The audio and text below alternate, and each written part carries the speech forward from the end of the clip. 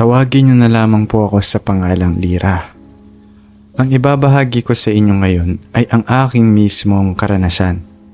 Ilang dekada na rin ang nakalipas magmula nang mangyari ito. Nakatira kami sa isang liblib na baryo sa probinsya ng Sorsogon. Pangalawa ako sa 5 magkakapatid at ang aming pamilya ay kilala sa lugar dahil sa aking lola.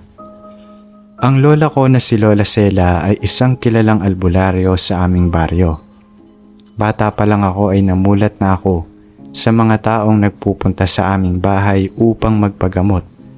Sila yung mga biktima ng usog, na maligno at kung minsan ay kinukulam.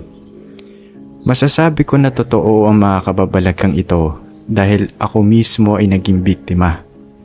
At kung hindi dahil kay Lola Sela, baka matagal na akong patay. Nagsimula ang lahat noong taong 1998. 14 anyos ako noon at nasa high school. Maayos naman ang takbo ng buhay namin sa baryo.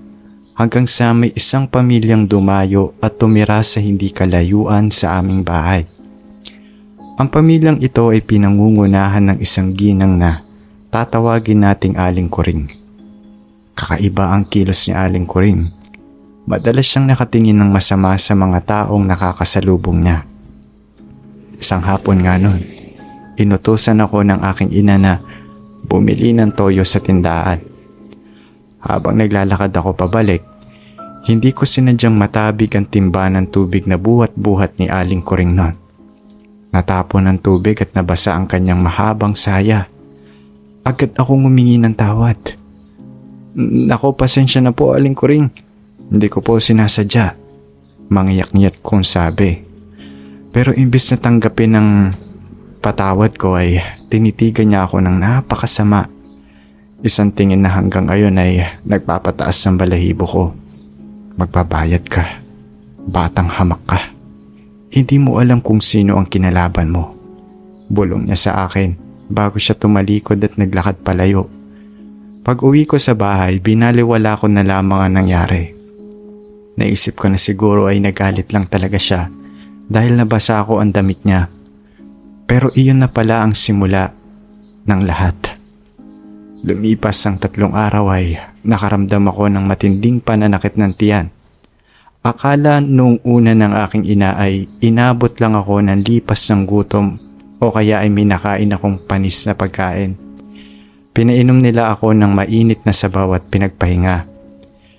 Pero pagsapit ng gabi lalong tumindi ang sakit ng tiyan ko. Para bang may mga karayom na tumutusok sa loob ng aking sikmura. Napapaiyak na ako sa sobrang sakit at namimilipit na ako sa higaan. Kinabukasan, lumala pa ang aking kondisyon. Nagsimula na akong lagnatin ng mataas. Ang tiyan ko ay unti-unting lumulobo na para na akong buntis kahit 14 anyos pa lamang ako. Doon na nagpasya ang aking ina na tawagin si Lola Sela mula sa kabilang ibayo ng baryo. Nang dumating si Lola, agad siyang napakunot ng noo. Pagkakita pa lang sa akin.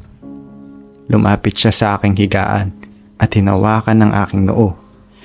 Naramdaman ko ang lamig ng kanyang palad na tila nagbigay ng konting ginhawa sa akin. Apo, hindi ito ordinaryong sakit. Wika ni Lola Sela sa aking ina. May gumawa nito kay Lira.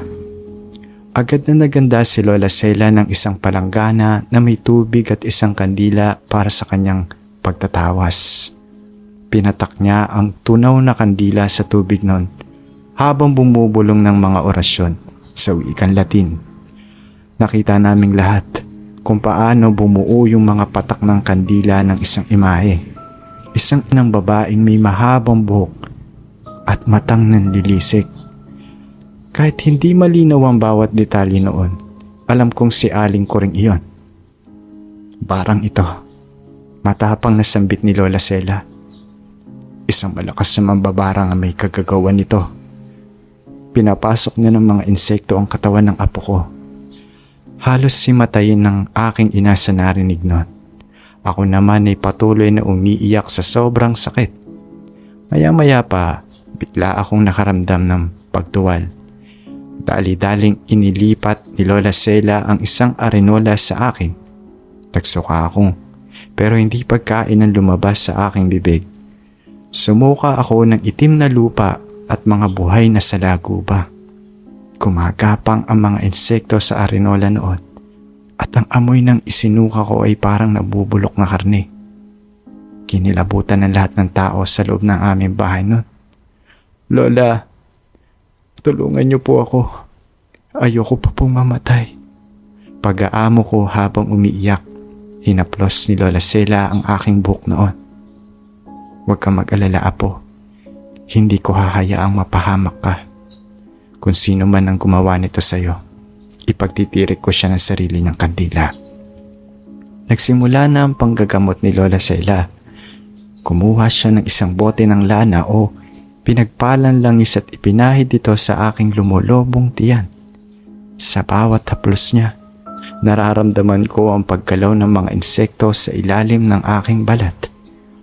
Pilit nilang iniiwasan ng langis ni Lola. Kumuha rin si Lola Sela ng isang itim na bato at inilagay sa aking pusod noon.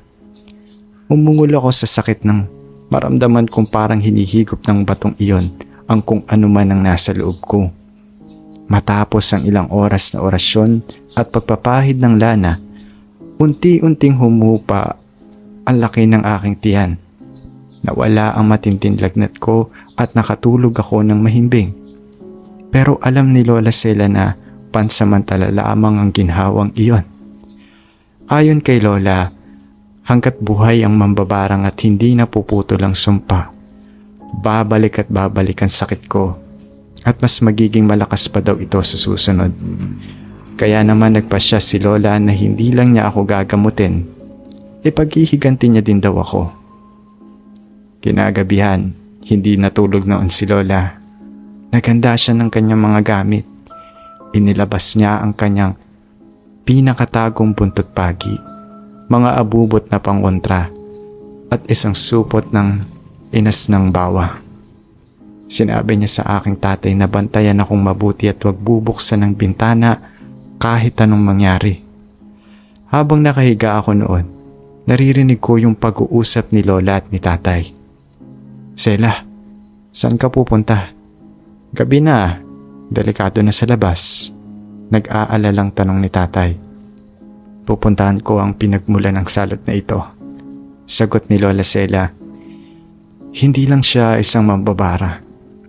Napansin ko sa tawas kanina. Ang itim ng kanyang aura ay hugis ng panigi. Isa siyang manananggal na nagpapanggap na tao sa araw. Kinilabutan ako sa mga narinig ko noon. Isa palang manananggal si Aling Kuring.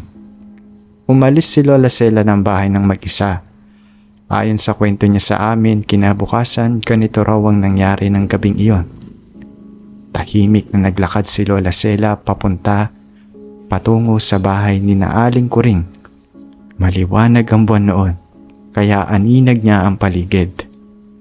Nang makarating siya malapit sa kubo ni Aling Kuring, nagtago daw siya sa masukal na talahiban. Nakita niya na bukas ang bintana ng kubo nito at mula sa loob ay narinig niya ang isang nakakakilabot na orasyon. Isang boses na parang nagmumula pa daw sa kailaliman ng lupa. Maya-maya pa, nakita ni Lola Sela ang unti-unting paghihiwalay ng katawan ni Aling Kuring. Narinig niya ang malakas na pagkapunit ng laman nito at ang paglagitik ng mga buto. Mula sa itaas na bahagi ng katawan nito, tumubo daw ang dalawang malalaking pakpak na parang ang sa mga paniki. Tapos, lumipad ang kalahating katawan ni Aling Kuring patungo sa direksyon ng aming bahay. Alam ni Lola Sela na ako ang pupuntahan nito para tapusin ang sinimulan nitong kulam. Pero hindi nag-aksaya ng panahon si Lola Sela. Nang makalayo ang itaas na bahagi ng manananggal na ito, daan-daang pumasok si Lola Sela sa kubo. Nakita niya ang ibabang kalahati ng katawan ni Aling Kuring na nakatayo sa gitna daw ng sala. Nagmamadali si Lola na ilabas ang kanyang dalang inas ng bawang at tinurog na sili. Wala siyang awang ibinuhos ito sa putol na bahagi ng bewang ng manananggal. Sunod-sunod na orasyon ang binanggit noon ni Lola para hindi na muling makabalik ang kaluluwa ng aswang na ito sa katawan. Habang ginagawa iyon ni Lola, doon naman sa aming bahay ay may nangyayaring kababalaghan. Kasalukuyan akong natutulog nang magising ako sa ingay ng malalakas na kaluskos sa aming bubungan. Ang tunog ng ibong kasama ng manananggal. Nataranta si tatay at nanay. Agad nilang kinuha ang itak at binantayan ng pinto at bintana noon. Naririnig ko ang pagaspas ng malalaking pakpak sa itaas ng aming bahay. Maya-maya pa, may nakita akong isang mahaba at manipis na dila noon na tila isang sinulid na bumababa mula sa butas ng aming nipa. Diretso ito sa aking tiyan. Sisigaw na sana ako pero parang may nakabara noon sa lalamunan ko. Ngunit bago pa man dumapo ang dila na ito sa akin, biglang umalingaw-ngaw ang isang napakalakas at nakakapasong sigaw mula sa labas. Ang sigaw ng manananggal. Ayon kay Lola, eksaktong pagkabuhos niya ng asin at sili sa katawan sa kubo. Naramdaman iyon ng itaas na bahagi ng manananggal na nasa aming bubungan noon. Dahil sa matinding hapdi at sakit na nararamdaman nito, hindi nito itinuloy ang pag-atake sa akin. Sa halip, nagmamadali itong lumipad pabalik sa kanyang kubo upang iligtas ang sariling katawan. Nang makarating ang itaas na bahagi ng manananggal na iyon sa kubo, naabutan nito si Lola Sela na naghihintay sa kanya. Hawak ni Lola Sela ang kanyang buntot pagi noon. Galit na galit ang manananggal nang makitang puno ng asin at sili ang kanyang ibabang katawan. Pakailamera kang matanda ka. Papatayin kita. Sigaw ng manananggal habang nakalutang ito sa ere. Dinumog nito si Lola Sela at sinubukan siyang kalmutin ng mga kuko nitong kasing talas na ng patalim. Pero hindi natinag si Lola. Sanay siya sa pakikipaglaban sa mga kampo ng dilim eh. Mabilis na iniwasan ni Lola yung atake at malakas na inihampas ang buntot pagi sa mukha ng manananggal na. Sumigaw ang aswang nang tumama yung latigo sa kanya. Ang buntot pagi na gamit ni Lola ay babad noon sa holy water at mga sagradong langis. Kaya parang apoy ito na sumunog sa balat ng aswang. Hindi mo mapapatay ang apo ko. Ipinabalik ko na sa iyo ang mga insektong pinadala mo. At ngayon, tatapusin ko na ang kasamaan mo. Matapang na sabi ni Lola Sela. Sinubukan muling lumaban ni Aling Kuring. Nagpakawala ito ng itim na usok noon mula sa kanyang bibig. Ngunit sinabuyan siya ni Lola Sela ng natitirang langis. Tinamaan sa mata ang manananggal noon dahil hindi na nito mabalikan ang kanyang ibabang katawan at patuloy itong sinusunog ng asin at mga orasyon ni Lola. Unti-unting nanghina ang aswang. Sumapit ang madaling araw. Naririnig ko ang pagtilaok ng mga manok noon. Isang hudyat na malapit na ang pagsikat ng araw. Nataranta na ang manananggal. Kailangan itong magbuo na sa kanyang katawan bago pa sumikat ang araw. Kundi ay magiging abo siya. Pero dahil nasira na ang kanyang kalahating katawan, wala na siyang babalikan. Pumilit itong lumipad palayo papasok sa masukal na kagubatan upang maghanap ng madilim na masisilungan. Pero hinabol ito ni Lola ng huling orasyon. Isang orasyon ng pagbabalik ng sumpa. Nang umagang iyon ay natagpuan na lamang ng mga taong baryo ang nasunog na ibabang bahagi ng katawan ni Aling Kuring sa loob ng kanyang kubo. Sa di kalayuan naman sa loob ng gubat, nakita nila ang itaas na bahagi nito na halos sunog na sunog dahil sa sikat ng araw at sa epekto ng barang na bumalik sa kanya. Mula sa kanyang bunganga ay naglalabasan noon ng mga itim na salagubang na siya sanang papatay sa akin. Namatay ang mambabarang sa sarili niyang kula. Ipinagiganti po ako ni Lola Sela. Matapos ang pangyayaring iyon, unti-unti akong gumaling. Bumalik ang sigla ng aking katawan at nawala ang lahat ng sakit na nararamdaman ko. Labis-labis ang pasasalamat ko kay Lola Sela noon. Niyakap ko siya ng mahigpit nang makita ko siyang umuwi na ligtas. Kahit pa may mga galo siya sa braso noon dahil sa pakikipaglaban. Sabi ko naman sa iyo, Apo, walang pwedeng manakit sa inyo hanggat nandito ako. Nakangiting sabi noon ni Lola. Magmula noon, mas lalong nakilala at nirespeto si Lola sa aming baryo at sa mga karatig ding bayan. Wala nang aswang o mambabarang ang naglakas loob na manggulo sa aming pamilya. At hanggang ngayon, dala-dala ko ang kwentong ito bilang patunay na walang masihigit pa sa pagmamahal at tapang ng isang lola para sa kanyang apo.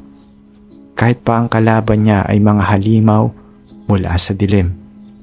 Sana ay naging magandang aral ang kwento kong ito. Maraming salamat sa pagbabasa, Sir Jay. Mag-iingat po tayong lahat.